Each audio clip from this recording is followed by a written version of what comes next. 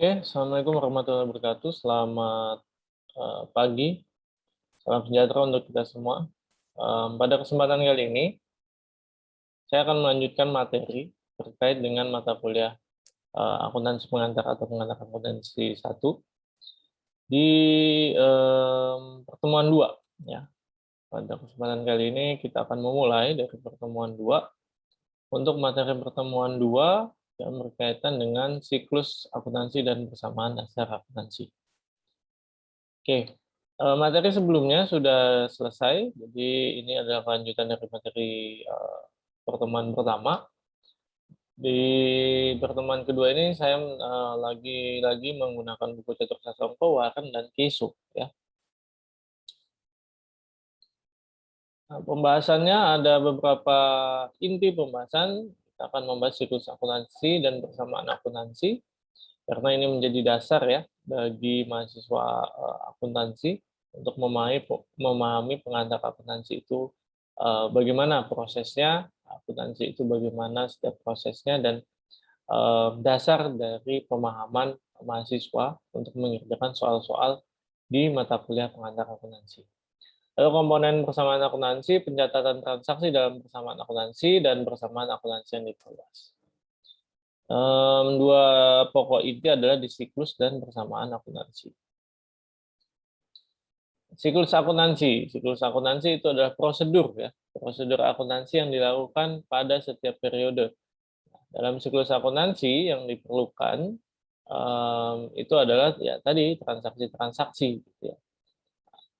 Di dalamnya transaksi-transaksi itu dicatat dengan prosedur-prosedur akuntansi.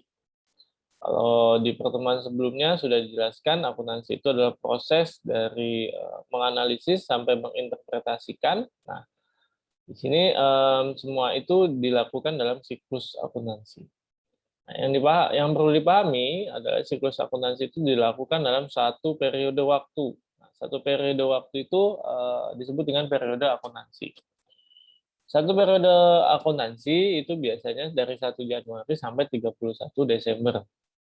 Atau setiap bulan, atau per 3 bulan, atau per 6 bulan. Seperti yang kemarin sudah saya sempat singgung, laporan keuangan itu dibuat biasanya satu periode. Ya. Bisa setahun, 1 Januari sampai 31 Desember, setiap bulan, atau per 3 bulan, atau per semester.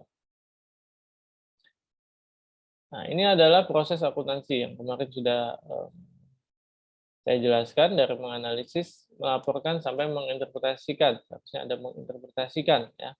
Nah, tetapi untuk mata kuliah akuntansi pengantar ini lebih difokuskan sampai melaporkan. Di akhir mata kuliah ini saya harap kalian bisa menyusun laporan keuangan. Ini sudah kita bahas kemarin. Nah, ini siklus akuntansi. Dari proses menganalisis bukti transaksi, ya, jadi ada bukti transaksi. Kalau ini bukan prosesnya ya. Jadi ini adalah siklus pada bagian-bagian apa saja, dokumen-dokumen apa saja yang perlu dibuat, yang perlu digunakan di dalam proses akuntansi. Bukti transaksi digunakan dalam menganalisis tadi ya transaksi, apakah memang terjadi atau tidak berkaitan dengan prinsip biaya, prinsip entitas atau tidak. Itu di bukti transaksi. Apakah kegiatan itu memang merupakan kegiatan operasional perusahaan atau tidak. Lalu mencatat itu di jurnal. Mengklasifikasikan buku besar dan neraca saldo serta jurnal penyesuaian itu mengikhtisarkan. Laporan keuangan itu melaporkan. Nah, ini tetapi kalau sudah melaporkan berarti siklus akuntansinya tidak hanya sampai di laporan keuangan, tapi dilanjutkan ke jurnal penutup dan neraca saldo setelah penutupan. Ini hampir sama, nomor 4 dan nomor 8 neraca saldo, tetapi ini setelah adanya jurnal penutup. Nah, ini satu siklus akuntansi dalam satu periode sampai neraca saldo setelah penutupan. Untuk periode berikutnya bagaimana? Diulang lagi ke bukti transaksi. Nah, siklus ini tidak boleh dilewati atau dilangkahi atau semacam dilewati gitu ya. Jadi harus satu persatu. Tidak boleh dari nomor bukti transaksi langsung lanjut ke buku besar, itu tidak boleh, sangat tidak dianjurkan. Maka malah tidak boleh. Jadi harus melewati siklus ini satu persatu. Tidak boleh ditukar, tidak boleh dibolak-balik, itu nggak boleh. Ya. sistematis ya. Makanya sistematis itu ya beraturan, ada urutan. Nah, itu siklus akuntansi tadi. Nah, sekarang persamaan akuntansi. Persamaan akuntansi itu adalah aset sama dengan modal. Kalau dulu bahasanya harta, modal itu ya modal ya dulu ya, aset sama dengan modal. Aset itu seluruh sumber daya yang dimiliki oleh perusahaan, seluruh sumber daya ya. Lalu modal itu total klaim terhadap aset. Modal itu dibagi menjadi dua bagian, liabilitas. Liabilitas itu klaim dari kreditur, dari pemberi pinjaman, dan modal pemilik klaim dari pemilik perusahaan. Ini intinya, aset sama dengan liabilitas plus ekuitas. Aset itu harta, liabilitas itu kewajiban atau hutang, ekuitas itu modal pemilik. Ya, ini yang perlu dipahami. Diingat ya, aset sama dengan liabilitas plus ekuitas. Nah ini kalau anak IPA persamaan-persamaan gini harusnya paham. Kalau misalkan aset sama dengan liabilitas plus ekuitas. Berarti kalau seandainya liabilitas yang ditanya, liabilitas sama dengan aset dikurang ekuitas, karena ekuitasnya berpindah ruas, gitu ya. Dan IPA matematika paham. Kalau ekuitas yang ditanya, berarti ekuitas sama dengan aset dikurang liabilitas, gitu ya. Nah, ini persamaan akuntansi yang tidak mungkin berubah dan tidak mungkin ada penambahan. Ini persamaan akuntansi yang sampai sekarang ini ya, berlaku. Nah, ini komponen persamaan akuntansi. Jadi aset itu sumber daya yang dikuasai perusahaan, contohnya uang tunai, kas, piutang usaha, persediaan barang, perlengkapan kantor, tanah, pabrik, bangunan, mesin, peralatan. Ya, modal, ini modal yang disetorkan oleh si pemilik kepada usahanya, gitu ya. Walaupun usahanya perorangan, tapi kemarin kita sudah bahas bahwa keuangan antara si pemilik dengan si siapa, dengan sebuah usahanya itu harus dibedakan ya, ada prinsip entitas di dalamnya. Hingga pemilik mendirikan usaha bengkel yang menyetorkan uang tunai 30 juta, peralatan seharga 10 juta. Kalau ditanya modal pemiliknya berapa, modal pemiliknya adalah 30 ditambah 10, karena peralatan ini juga dimasukkan ke dalam modal pemilik. Tetapi dalam pencatatannya, peralatan ini juga adalah sebagai aset. Nah, ini adanya double entry ya, prinsip double entry berpasangan. Jadi kalau seandainya di debit ada transaksi, berarti di kredit pun juga ada, gitu, supaya seimbang. Ya. Akuntansi itu adalah keseimbangan juga. Nanti pelan-pelan kita akan mempelajari itu, kenapa sih dibilang seimbang. Mungkin yang anak akuntansi sudah paham. Ya. Yang belum ya nanti pelan-pelan di akuntansi itu ada keseimbangan antara debit dan kredit. Gitu ya. Nah, ini adalah keseimbangan modal pemiliknya nambah 40 juta, tetapi dalam bentuk apa? Ya, uang tunai 30 juta, 10 jutanya di peralatan. Nah, ini liabilitas. Liabilitas itu utang usaha, utang perusahaan yang timbul dari peristiwa masa lalu, di mana penyelesaiannya mengakibatkan sumber daya keluar. Maksudnya mengakibatkan adanya pembayaran. Ini contohnya pada 15 Januari membeli meja seharga 500.000 secara kredit dari toko mebel dengan tenggat waktu pembayaran di akhir bulan. PO Trans memiliki utang liabilitas sebesar 500.000 dan memiliki kewajiban membayar pada akhir bulan saat jatuh tempo. Ketika kita berbicara liabilitas atau utang, kita akan menemukan yang namanya kreditur dengan debitur. Kreditur itu yang memberikan utang, debitur itu yang berhutang. Ya. Kalau dalam kasus ini, kreditur adalah toko mebel abadi yang memiliki barang. Debitur adalah PO Trans yang berhutang karena dia membeli meja secara kredit dan dibayarkan di akhir bulan. Ini proses pencatatan transaksi. Kapan sih transaksi itu sudah mulai dicatat ya Pak? Sejak perusahaan itu didirikan. Perusahaan didirikan artinya sudah ada modal pemilik yang sudah disetorkan, baik itu berupa uang, peralatan, mesin, dan lain sebagainya. Sehingga sudah mulai dilakukan pencatatan. Ya. Transaksi itu tidak perlu jual beli saja ya. Jadi transaksi itu ya yang mengubah posisi keuangan, mengubah aset, liabilitas ataupun ekuitas. Itu harus sudah dicatat. Ketika perusahaan didirikan terjadi transaksi bisnis.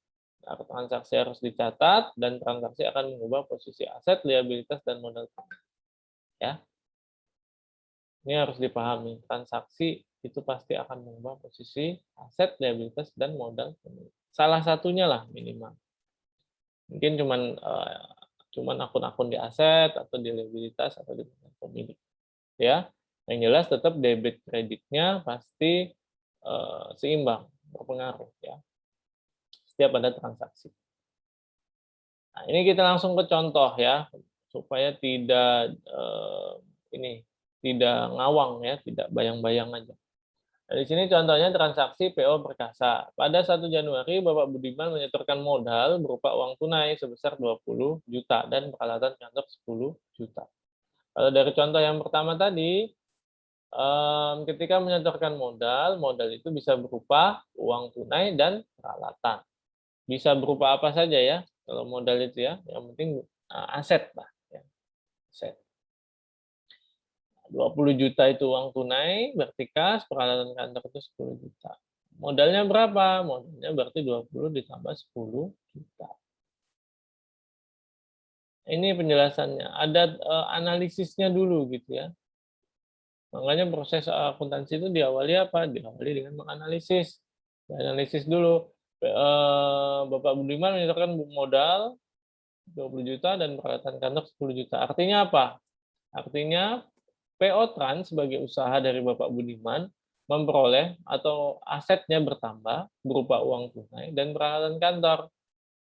Ya, jadi dianalisis dulu apa sih yang akan berdampak, apa sih yang akan bertambah atau berkurang dari transaksi ini, gitu ya. Uang tunai dan peralatan kantor ditentukan uang tunai dan peralatan kantor itu termasuk aset, liabilitas kah atau ekuitas. Dalam kasus ini, uang tunai merupakan aset, peralatan kantor juga disebut dengan aset. Nah, menyebabkan apa? Menyebabkan aset bertambah dan asetnya berupa kas dan peralatan, dan modal dari pemilik juga bertambah. Modal pemiliknya berapa? 20 ditambah 10 juta. Nah, ini dicatat. Untuk awal, saya harap kalian membuat seperti ini, supaya kalian tidak bingung menganalisisnya dalam menganalisis. Tetapi kalau sudah terbiasa, ya sudah tinggal kita ingat transaksinya berkaitan dengan apa yang berdampak, akunnya itu aset atau liabilitas atau modal pemilik. Sesuai dengan persamaan, kita bayang-bayangkan saja sudah bisa. Gitu. Kalau sudah terbiasa. Tetapi untuk awal, apalagi yang dari bukan jurusan akuntansi, ya buatlah persamaan dasarnya, yaitu aset sama dengan liabilitas plus modal pemilik. Ini yang di awal tadi. Kalau modal pemiliknya yang bertambah, ya berarti ditaruh di sebelah kanan.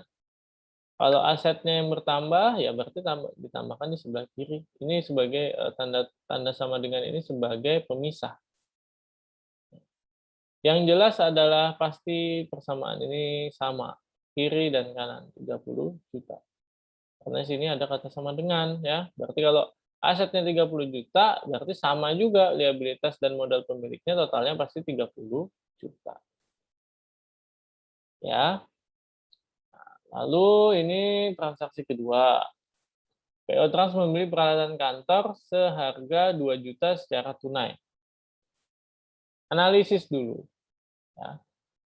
Akibat dari membeli peralatan kantor, artinya apa yang bertambah? Bertambah berarti peralatan kantornya bertambah yang dimiliki oleh PO Trans.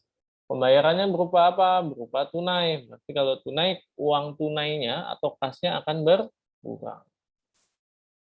Kas atau uang tunai itu masuk di mana? Masuk aset, liabilitas, atau ekuitas? Masuk di aset. Peralatan kantor juga masuk di aset. Ya. Berapa nominalnya? 2 juta.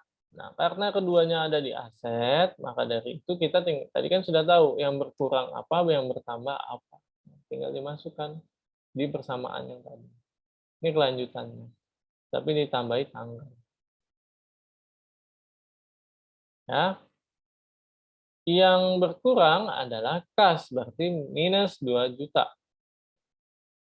Tetapi karena membeli peralatan kantor, artinya yang bertambah adalah peralatan kantor plus 2 juta. Di total, kalau kita mengikuti, sudah menganalisis secara benar mana yang bertambah, mana yang berkurang, pasti ini tetap hasilnya seimbang.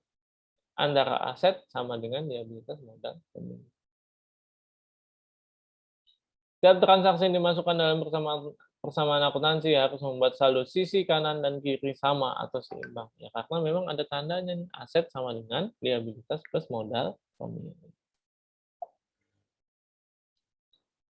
Lalu transaksi 3. Transaksi 3 ini membeli peralatan kantor tambahan seharga 5 juta. Analisis lagi, identifikasi transaksinya, lihat apa yang bertambah atau berkurang.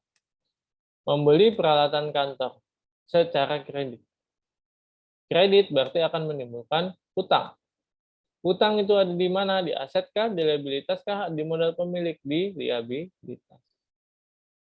Berarti utangnya bertambah, liabilitasnya bertambah, tetapi karena membeli peralatan kantor itu termasuk di aset, berarti asetnya pun bertambah.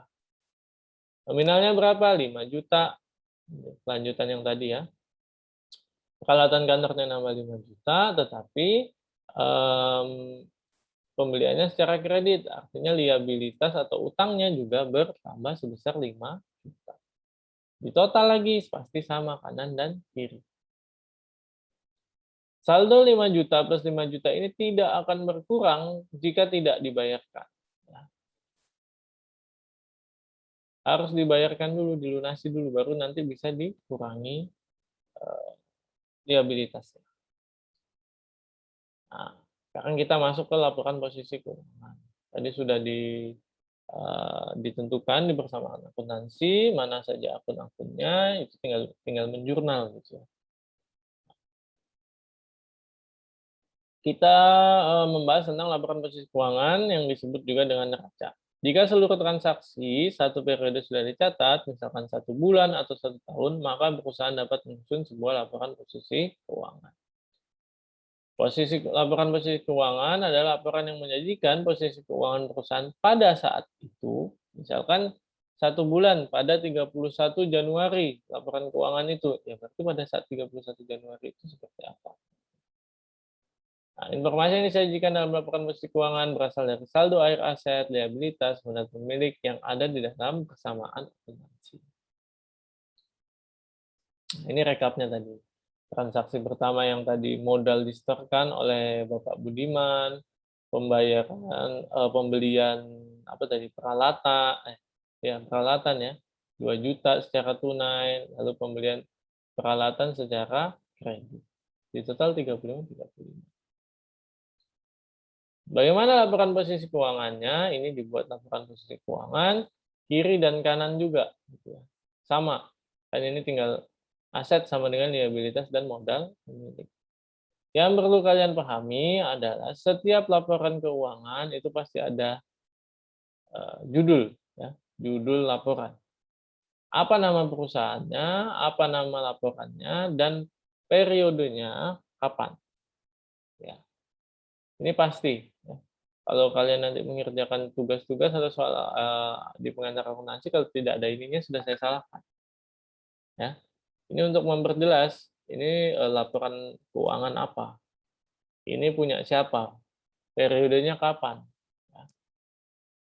Nah, ini kan tetap sama tadi persamaan aset sama dengan liabilitas dan modal pemilik, tinggal dipisahkan di dalam kolom, buat 2 kolom. Asetnya tadi kas, peralatan nominalnya berapa, liabilitas nominalnya adalah berkaitan dengan utang usaha. Liabilitas ini banyak ya, utang-utang itu juga banyak. Kas, aset juga sebenarnya masih banyak. Tapi ini contoh soalnya masih kas yang berkaitan dengan aset yang berkaitan dengan kas dan peralatan. Nah, ini modal pemilik. Pasti seimbang. Sama, tinggal memindahkan saja. Memindahkan apa yang di sini, tinggal dipindahkan. sesuai dengan di mana aset, di mana letak liabilitas dan modal pemilik. Ini laporan posisi keuangan. Nah, sekarang persamaan akuntansi yang diperluas. Jadi di akuntansi selain aset, liabilitas, dan ekuitas, ada yang disebut dengan pendapatan dan beban.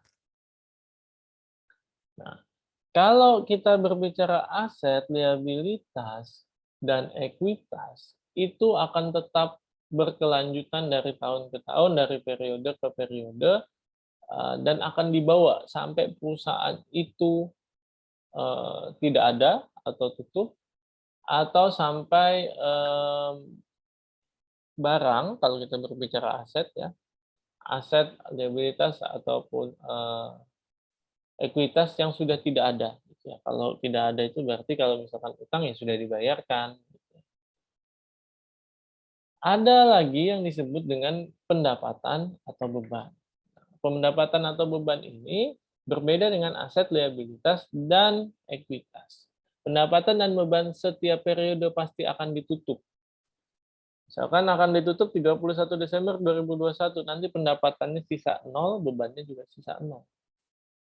Di tahun setelahnya seperti apa? Di tahun setelahnya pendapatannya 0, beban 0. Tetapi kalau aset, liabilitas, maupun ekuitas tidak seperti itu. Di awal periode baru dia tetap dengan nominal yang sama ketika akhir periode tahun sebelumnya. Kenapa demikian? Karena pendapatan dan beban ini lebih spesifik ke bagaimana operasional dari perusahaan dalam satu periode. Jadi tidak dibawa-bawa ke periode lainnya. Di sini contohnya perusahaan jasa mengakui pendapatan saat perusahaan telah menyelesaikan pekerjaan yang diberikan oleh pelanggan. Transaksinya ada 10 Januari 2018, memperoleh order pengiriman barang dari PO Semesta 30 juta, lalu menyelesaikan pengiriman barang, PO Semesta melunasi utangnya. Nah, ini memperoleh order, berarti ini posisinya adalah perusahaan tempat kita bekerja atau untuk mencatat transaksi ini, dia yang menerima pesanan, ya, menerima pesanan dari PO Semesta. Nominalnya berapa? 30 juta, 10 Januari.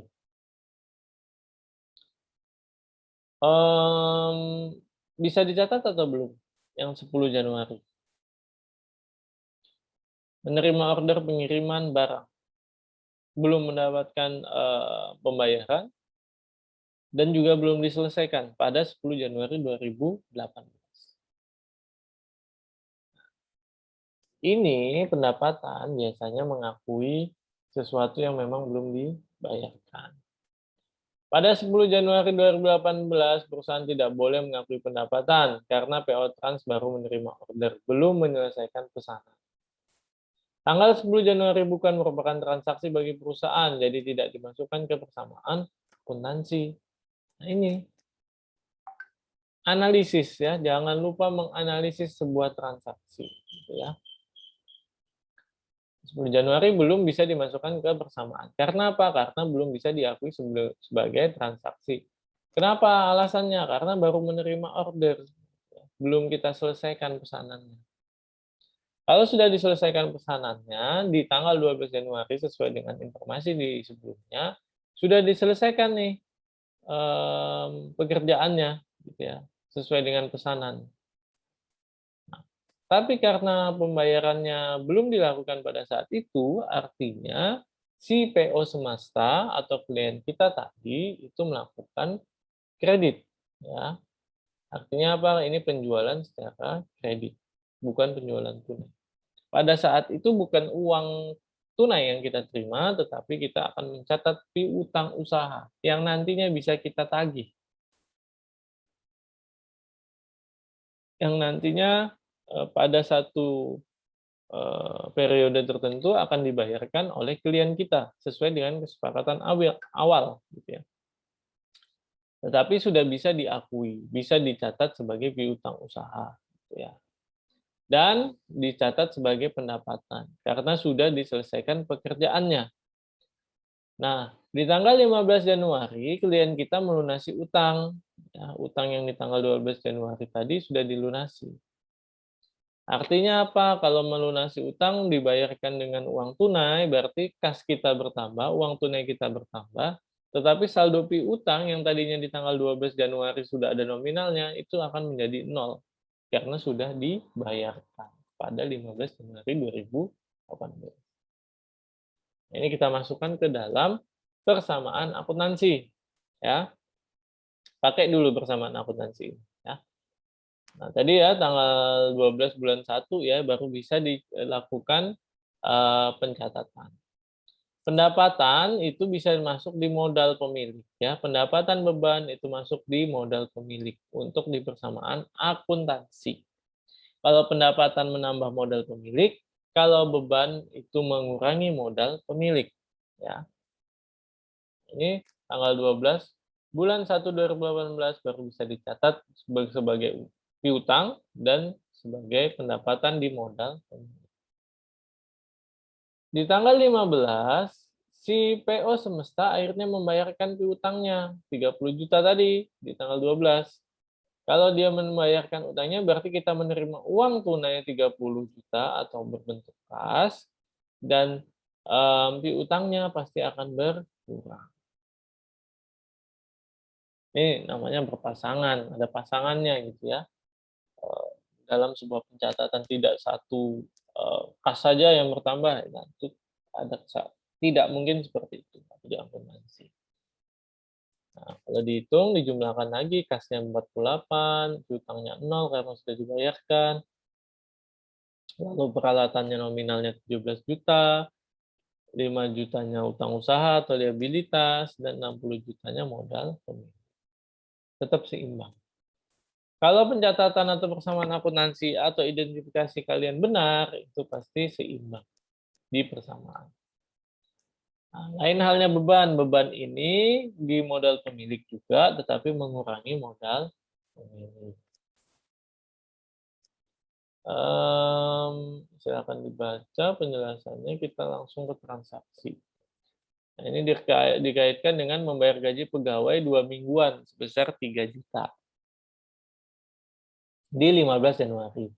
Pada 30 Januari mendapat tagihan dari PT Sriwidari atas biaya makan pegawai selama bulan Januari sebesar 5 juta.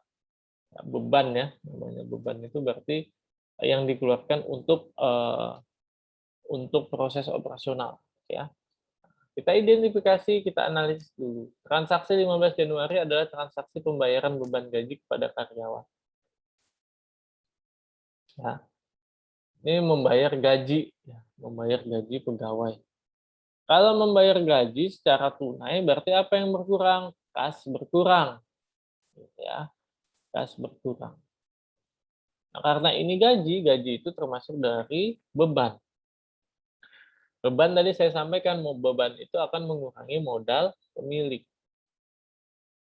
Ya, jadi kasnya berkurang karena membayarkan gaji, tetapi gaji ini diidentifikasi sebagai beban, maka dari itu beban harus ditaruh di modal pemilik, di persamaan.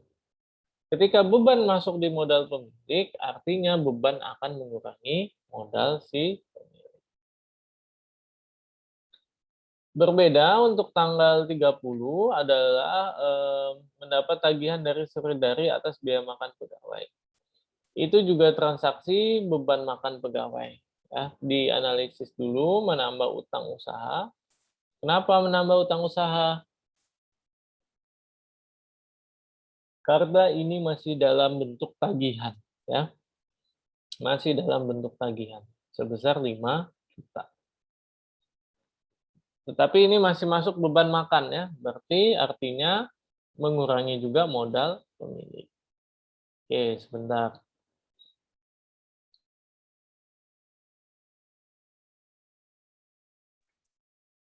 Nah, kita sudah mengetahui beban dari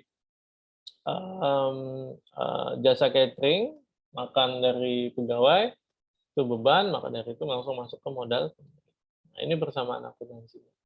Yang tanggal 15 karena sudah membayar beban gaji, berarti 3 juta minus berkurang kasnya, dan ini masuk beban gaji, berarti modal pemilik juga minus 3 juta.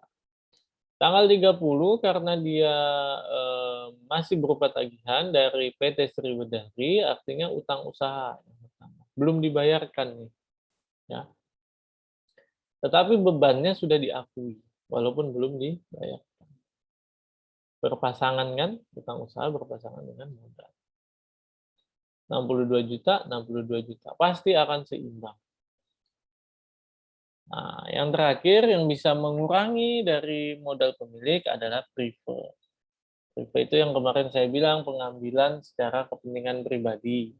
Ya, boleh mengambil uang dari usahanya boleh. Tapi yang perlu ditekankan tidak boleh digabungkan pencatatannya. Pencatatan usaha ya pencatatan usaha.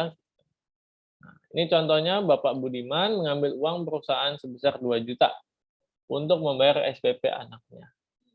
Analisis, kekayaan pemilik harus dipisahkan dengan kekayaan perusahaan. Itu prinsip entitas. Transaksi ini mengakibatkan apa? Karena ini mengambil uang perusahaan, berarti uang tunai, uang kas, berarti kasnya berkurang. Dan modal pemilik perusahaan berkurang. Pengambilan untuk kepentingan pribadi itu prefer. Prefer itu mengurangi modal pemilik. Ya, saya ulangi. Pendapatan, beban, dan prefer itu akan mempengaruhi modal pemilik. Ketika pendapatan bertambah, artinya modal pemilik juga akan bertambah. Lain halnya dengan beban dan prefer. Ketika beban dan prefer muncul, ada terjadi beban atau prefer, maka dari itu akan mengurangi modal. Ini persamaan akuntansinya minus 2 juta kas dan modal pemiliknya berupa pengambilan prefer atau pengambilan kepentingan pribadi juga 2 juta. Dan di bawah sini pasti sama 60 juta. 60 juta. Masih kanan kiri aman. Nah, itu untuk persamaan akuntansi. Tadi juga sudah membahas laporan posisi keuangan. Selanjutnya adalah laporan laba rugi. Judulnya laporan laba rugi. Berarti kita akan membahas laba atau rugi dalam sebuah perusahaan. Setelah perusahaannya berjalan selama 1 bulan, Bapak Budiman sebagai pemilik ingin mengetahui keuntungan yang diperoleh perusahaannya yang disajikan di dalam laporan laba rugi. Laporan laba rugi merupakan laporan yang menyandingkan pendapatan yang diperoleh dengan beban yang terjadi dalam satu periode. Nah, seperti yang saya bilang tadi, pendapatan dan beban pasti akan ditutup di akhir periode. Di sini, ketika pendapatan lebih besar dibandingkan beban, pasti akan menghasilkan yang namanya laba. Tetapi sebaliknya, ketika pendapatan ini lebih kecil dibandingkan beban, jadi beban lebih besar, itu artinya rugi. Ya, sama untuk periodenya, untuk pelaporan, bisa 1 bulan, bisa 3 bulan, 6 bulan, ataupun 1 tahun. Nah, ini laporan laba rugi dari PO Trans tadi. Tetap ada judulnya, perusahaannya apa, laporannya terkait dengan laporan apa, dan periodenya. Yang ada di dalam laporan laba rugi itu hanya pendapatan dan beban. Berbeda dengan laporan posisi keuangan atau neraca, itu di dalamnya adalah aset, liabilitas, maupun ekuitas. Berbeda ya, ingat dipahami. Saya ulangi, dari neraca atau yang sekarang disebut dengan laporan posisi keuangan, itu isinya hanya 3, aset, liabilitas, dan ekuitas. Itu saja yang berkaitan dengan 3 itu. Tetapi kalau laporan laba rugi, yang berkaitan dengan laporan laba rugi, isinya apa? Ya isinya cuma pendapatan dan beban. Tidak ada yang lain. Diidentifikasi pendapatannya jenisnya apa saja, pendapatan jasa kah, pendapatan lain-lain kah, di total pendapatannya 45 juta. Beban-bebannya juga dihitung beban gaji, beban makan dan minum. Walaupun beban catering tadi belum dibayar ya, tetapi tetap harus sudah diakui sebagai beban. Di total pendapatan ternyata 45 juta dan beban-beban 42 juta. Artinya apa? Pendapatan lebih besar dibandingkan dengan beban. Sama dengan Ketika pendapatan lebih besar dibandingkan beban, artinya adalah laba untuk periode berjalan. Selisihnya pasti laba. Nah, ini kalau laporan perubahan ekuitas. Laporan laba rugi menyajikan usaha perusahaan. Nah, di dalam laporan laba rugi tadi, ini kalau kalian lihat ada laba. Ataupun misalkan rugi itu juga akan mempengaruhi laporan selanjutnya, yaitu laporan perubahan ekuitas atau sebenarnya dulunya laporan perubahan modal. Ketika laba, pasti modal akan bertambah. Tetapi ketika rugi, pasti modal akan berkurang. Modal bertambah karena setoran modal atau pendapatan, modal berkurang karena prive atau beban. Ini sudah jelas. Ya, prive itu bukan beban ya, karena bukan sebuah kegiatan operasional perusahaan. Beban itu pasti berkaitan dengan operasional perusahaan ya. Prive kan untuk kepentingan pribadi. Nah, ini contoh laporan perubahan modal atau perubahan ekuitas. Ini salah ya, perubahan ekuitas ya.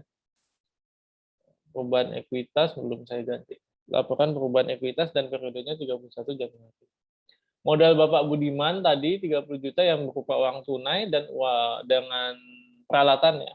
Uang tunai dengan peralatan ditambah laba netonya berapa untuk bulan Januari 2018. Bentar. Dikurangi dengan prive atau pengambilan secara pribadi. Di apapun yang berkaitan dengan modal, karena di sini sudah tidak lagi berkaitan dengan pendapatan dan beban ya, pendapatan dan beban hanya ada laporan laba rugi. Laba netonya tadi 3 juta ya, ini salah nih. Kemarin sudah saya sesuaikan sama materi tahun lalu. Nah, ini 3 juta, 2 juta, kan dikurangi privenya hanya 2 juta. Di sini labanya adalah 3 juta. Jadi di sini 35. Kenaikannya adalah 5 juta. Berarti di sini 35 juta. Begini ya. Silakan di-download materi ini, ada di BLP, sudah ada contoh-contohnya juga. Jadi kalau laporan keuangan itu yang paling penting adalah posisi keuangan, neraca atau bahasanya neraca tadi sudah di awal, lalu laporan laba rugi, lalu laporan perubahan ekuitas, 3 dulu di awal ya. Nanti arus kas dan ya, kalau CLK enggak saya minta untuk sampai di laporan arus kas ya. Oke, ini sudah 40 menit saya menjelaskan. Jadi setelah ini ada soal kuis, silahkan dikerjakan di kertas folio, nanti di-scan, di-upload di BLP. Saya tidak akan tidak akan mengumumkan di grup ada tugas, tetapi silakan kalau kalian menonton video ini pasti kalian akan mengerjakan tugasnya. Soal kuis silakan kerjakan di kertas folio bergaris, tulis tangan, nanti saya akan buatkan folder pengumpulan tugas kelas. Ini termasuk tugas kelas ya. Jadi saya kasih waktu 15 menit untuk kalian ini ya, 15 menit untuk menonton, 15 menit untuk mengerjakan soal. Dari sekarang ya, dari setelah kalian mendengarkan video ini. Jadi nanti saya akan share link. Setelah saya share link, 40 menit kalian pasti harus menonton dulu penjelasannya, baru ditambah 15 menit, jadi sekitar 1 jam. Dari 1 jam kalian menerima video itu, berarti kalian menerima link, kalian harus sudah menonton. Jadi saya share linknya, kalian sudah harus menonton. Dari saya share link itu 1 jam ya, saya kasih waktu 1 jam lah, udah lewat 10 menit kan, udah ada spare waktu. Lewat dari 1 jam, saya akan buka untuk upload tugas itu 10 menit ya. Jadi kalau sudah kalian nonton, kalian kerjakan, cepat di-upload. ya di BLT. Karena akan saya kasih batasan waktu. Tergantung dari saya share link-nya gitu ya. Misalkan saya share link dari jam 1, share link YouTube-nya jam 1 siang. Nah, atau jam 3 nih, misalkan jam 3. Jam 3 saya share link, berarti kalian saya kasih waktu 40 menit untuk menonton, 15 menit untuk mengerjakan. Berarti jam 4, dari jam 16.00 sampai jam 16.15 kalian saya beri waktu untuk mengupload di BLT. Kalau lewat dari itu berarti saya anggap tidak mengerjakan tugas kelas. Ini soal kuisnya, silakan klasifikasikan akun-akun di bawah ini sebagai aset, liabilitas, atau modal pemilik. Mana yang aset, mana yang liabilitas, mana yang modal pemilik. Saya agak percepat, nanti kan bisa di-capture saja ya soalnya. Nah, ini soal kuis kedua, lengkapi persamaan akuntansi berikut. Ini yang tadi saya bilang anak matematika IPA ya, pasti tahu. Aset dikurang apa sama dengan liabilitas. Pemahaman kalian ya dari persamaan. Persamaan aslinya apa? Persamaan aslinya adalah aset sama dengan bla bla bla tambah bla bla bla. Soal kuis ketiga, berdasarkan data berikut, hitunglah jumlah aset PO antariksa. Jadi ini ada contoh kasus, kalian hanya menghitung jumlah asetnya saja, berapa. Ini kalian harus bisa identifikasi mana yang aset, mana yang bukan aset. Saya minta jumlah asetnya saja berapa. Dan soal kuis keempat, ini silakan dilengkapi ketika aset 6 juta, liabilitasnya berapa. Karena modal pemiliknya sudah 2 juta.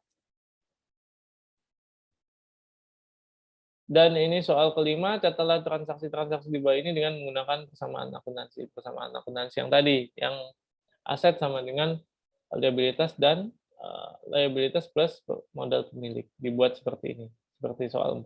Tetapi soalnya berbeda. Bu Nanda menyetorkan sampai ke C.